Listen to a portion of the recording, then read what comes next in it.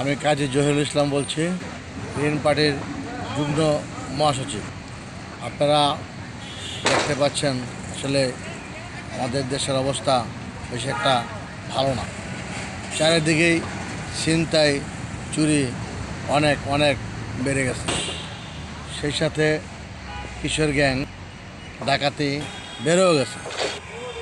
আমার মনে হচ্ছে এগুলো একটা নাটক তৈরি হচ্ছে, কেননা বর্তমান সরকারকে ব্যর্থতা ঘোষণা দেওয়ার জন্য উঠে পড়ে লেগেছে, কিন্তু তা হতে দেওয়া যাবে না। আপনারা অযথায় সন্ধ্যার পর বাইরে থাকবেন না। দামি মোবাইল বা টাকা পয়সা নিজ দায়িত্বে হেফাজতে রাখবেন। গ্রিন পার্টির পক্ষ থেকে এতটুকুই বলতে চাই, পুলিশ প্রশাসন সজাগ থাকুন। দেশের যে কোনো মুহূর্তে এর দায়ভার আপনাদের উপর পড়তে পারে, তাই আপনাদেরকে আইন শৃঙ্খলা ব্যবস্থা নিতে যাবতীয় সব সজাগ থাকতে হবে।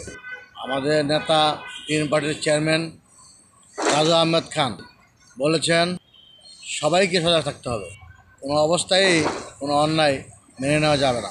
আপনারা হুঁশিয়ার হয়ে যান। ধন্যবাদ দেশবাসী, আপনারা ভালো থাকবেন, আমাদের জন্য একটু দোয়া করবেন, আমরা যেন মানুষের সেবায় নিয়োজিত থাকতে পারি।